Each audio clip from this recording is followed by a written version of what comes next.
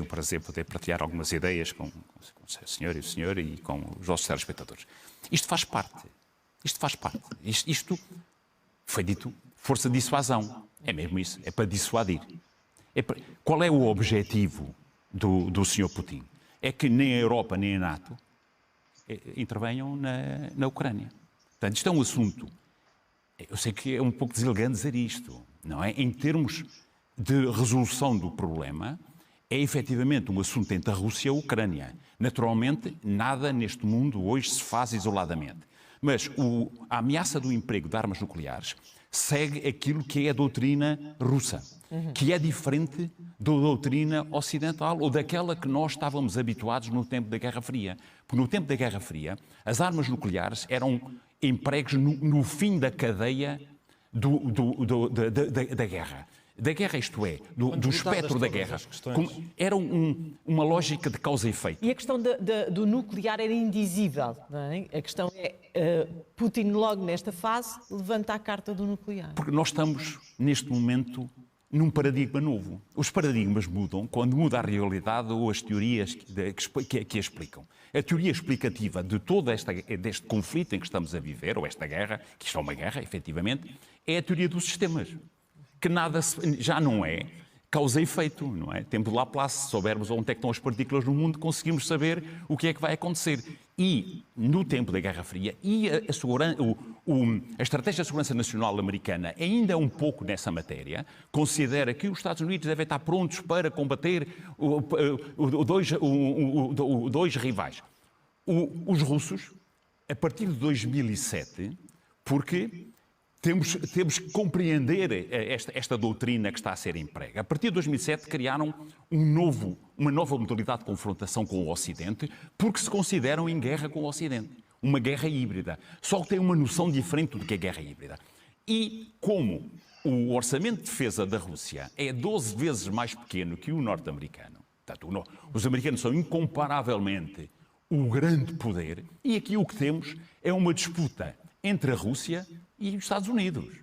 A Europa é isto, não é? É um pouco como perdoem-me, digamos, a linguagem. É um pouco como um namorado zangado que a namorada o deixou, não é? A Europa, como esteve fora deste processo, na proposta de revisão do sistema de segurança europeu, que em dezembro o Sr. Lavrov e o Sr. Putin enviaram aos Estados Unidos e à NATO, e a Europa não foi chamada à mesa da negociação nem pelos russos, nem pelos americanos, não é? Onde é que andam os americanos, a propósito? Não é? Onde é que andam? Portanto, o que assistimos aqui é o Sr. Putin a explicar que o conceito ia aplicar na prática uma mudança de conceito de empregos de armas nucleares. Sr. Major-General, ajude-me a perceber. Uma cartada destas, tão cedo, pode, enfim, ter um efeito boomerang para a própria credibilidade de Putin, porque se nada acontecer daqui para a frente, começamos a interpretar Putin como uma espécie de líder basófias. Não, que ele aqui... Depois, se tivermos tempo, podemos ver quais são os 5 objetivos políticos do Putin. Porque nós estamos muito a discutir a espuma dos tempos e temos que ver verdadeiramente os objetivos. O conceito de emprego de armas nucleares na Rússia mudou, porque como os russos primeiro têm uma percepção que o Ocidente está em guerra com eles há muitos anos. Depois tem uma percepção, se entrarem em guerra com a NATO, que são 30 países, e que os Estados Unidos têm uma capacidade militar incomparavelmente superior à Rússia, que perdem a guerra. Então, a forma de impedirem que a NATO, entenda-se Estados Unidos, porque a NATO é um heterónimo dos Estados Unidos, não é? A NATO é os Estados Unidos. O resto é paisagem, não é? O resto é paisagem. E depois temos o Sr. Borrell de manhã a aconselhar Bom, mas é uma paisagem que faz fronteira com uma zona de conflito. Sim. E que se calhar não convém ser paisagem. Não, cá está. Há aqui uma coisa boa. Temos um português, um europeu, na mesa das negociações. Onde é que está a Europa? Não era a Europa que devia estar a mediar este conflito e não a lançar gasolina? A lançar gasolina, porque isto favorece os ucranianos. Está a lançar gasolina. Em que sentido? Porque quando estamos... Isto é uma visão pessoal. Claro. A visão das armas nucleares não é pessoal, é a visão da doutrina, que vem da doutrina russa, que está nos manuais, e está nos manuais americanos, e permita-me, faça só este pequeno introito, porque não acabei a minha linha de raciocínio. Se houver uma guerra entre a NATO e a Rússia perde. É isto que os russos entendem. Portanto, a única forma de permitir que não haja uma guerra é pará-la no imediato. E pará-la no imediato é usar bombas nucleares. Armas nucleares táticas. E o que é que isso quer dizer? É completamente... Não é Hiroshima e Nagasaki. Com certeza. Não é armas nucleares em Paris. Primeiro é na Europa. E agora vou à resposta que a senhora colocou. É que se houver uma guerra nuclear, não é nos Estados Unidos. É na Europa. Porque para onde é que vão as duas primeiras armas nucleares? Não são armas nucleares que destroem uma cidade. São armas nucleares que não destroem um prédio, como um míssil Tomahawk, não é? Que destroem uma área densa. São aqueles 2 mísseis que vimos, hipersónicos, que voam a 10 vezes a velocidade do som e contra o qual o dispositivo de defesa antimíssil americano não funciona, não é? Os dois, se morasse na Roménia e na Polónia, ali naquela zona, mudava de sítio. De qualquer maneira, estamos a falar, e voltamos à NATO, no famoso artigo 5º de que temos falado nos últimos tempos. Sim. Ataca um, ataca todos. É verdade, mas... Aí os Estados Unidos entrariam na guerra mesmo sem o seu território ser afetado. Isso é verdade. Pronto, isso é teríamos verdade. a tal guerra mundial da mesma, fosse a Europa que fosse, não é? Sim, mas só há um ataque nuclear à Polónia e à Roménia, que são os dois, e não só, e onde houver concentração, nós vamos mandar 174 homens e mulheres, isso não paga uma arma nuclear, como é óbvio, não é? Mas uma grande concentração de forças, sim, é contra essas forças para fazer o efeito que os russos chamam de desescalada. Isto é, impedir, parar imediatamente. Já viram o drama que é, se cair uma arma... Mas vamos voltar aqui à questão do mostrar de força e o que chama de travar. Sim. De qualquer maneira, não está a resultar esse travar, ou está? Está, porque onde é que anda a NATO? O Sr. Stoltenberg amanhã devia entrar como governador do Banco da Noruega, não é? Já tem emprego, não é? Vai em novembro, não é? Segundo a comunicação, o Sr. Stoltenberg, que é uma pessoa que, pelos vistos, sabe muito de estratégia, não é? Que vai dirigir... Onde é que a NATO tem falhado? Tem falhado no antes do conflito ou já depois do conflito ter começado? Vamos lá ver. Aí entramos... Na antecipação. A NATO não entra neste... Não está a entrar... Repara que os americanos não são... Isso obrigava-nos a mais tempo, não é? Não, a questão é esta, é que a NATO, para ter uma posição de força, tinha que ter mais militares tinha que ter os americanos. Na zona de fronteira. E os americanos, inclusive. Os americanos aonde? E esse reforço tem sido feito muito... E tinha que ter os americanos a intervir no processo. Não estão a intervir. Aliás, ainda não fecharam o espaço aéreo aos russos, para não. Não, aliás, a zona de exclusão... também não, para não. Quando quiser ir a Moscou, vai apanhar o avião longe. Não.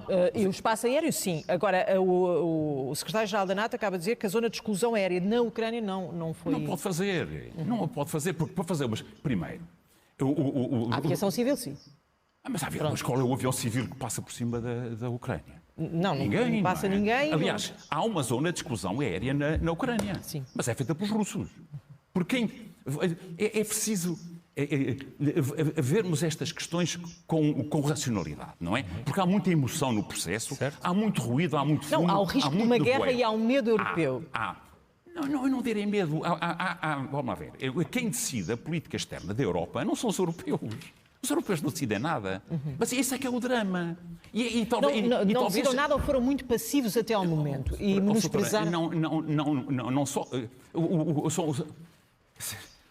Isto é quase esquizofrénico, não é? Então, porquê é que não estamos a combater se a Ucrânia é importante, porquê é que não vamos para lá combater, não é? Porque a ideia não era ter tropas na Ucrânia, não é? Não, é porque a Ucrânia... É defender... Porque há um princípio na estratégia que diz... Que é basilar, que é, pelos interesses secundários, negocia-se, é por isso que temos a diplomacia, pelos interesses importantes, combate-se, pelos interesses vitais, morre-se. Aqui, a Ucrânia é um interesse vital para os ucranianos, que estão a morrer, naturalmente, os russos estão a morrer também, portanto, estão a morrer russos, não é? Claro. Pelos vistos, não é um interesse importante para os europeus nem para os americanos. Se amanhã a França quisesse ter tropas na Ucrânia, nada o impede. Não, quer dizer... Portugal nada o impede. Não, a França, vamos lá ver, se a França entra em guerra com a Ucrânia e a seguir entramos nós por arrastamento.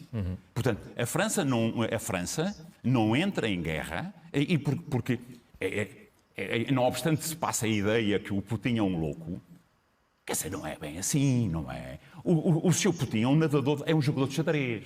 E aqueles dois cidadãos estão ali ao lado dele, o senhor Gerasimov, não é? O Sr. Valery Gerasimov.